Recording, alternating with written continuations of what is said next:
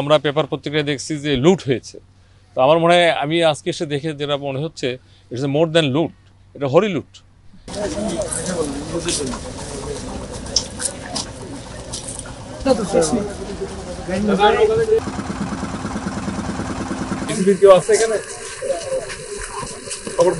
আপনারা জানেন আমাদের দেশের প্রেসিডেন্ট প্রধানমন্ত্রী জেল খাটা, এর বাইরে আছে কেউ? তাহলে এর বাইরে এমন কোনো বড় অফিসার আছে যে আইনের ঊর্ধ্বে?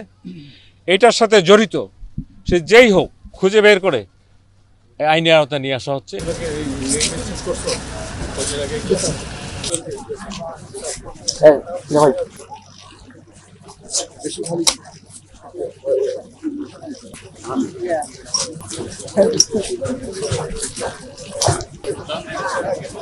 এই পাশটা এখানে একটু ভিড় বেশি।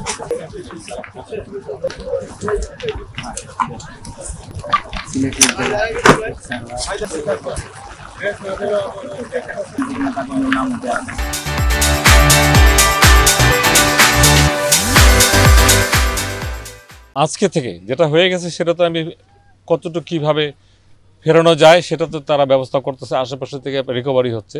বাট অনলাইন নাও আজকে থেকে যেমন আমরা 500 যেমন আউটসোর্সিং আমরা শ্রমিক লাগিয়েছি, ডিসি সাহেব লাগিয়েছেন সিলেটের, এটা মিনিমাম 15 দিন কাজ করবে।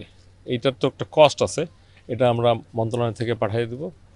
আর এই যে ট্যুরিস্ট এত আসে এবং এটাকে যাতে আরও ট্যুরিজম সেন্টারে পরিণত করা যায় সেই জন্য ইমিডিয়েট আমরা এই যে ইদানিং কিন্তু পোর্টেবল আমাদের যেটা বলে টয়লেট ওয়াশরুম যাই বলেন এগুলো পাওয়া যায়, পুরুষদের জন্য আলাদা মহিলাদের জন্য আলাদা, এগুলো করা হবে ইমিডিয়েট। তারপরে ট্যুরিস্ট পুলিশের একটা ক্যাম্প এখানে আমরা করার চিন্তা করতেছি।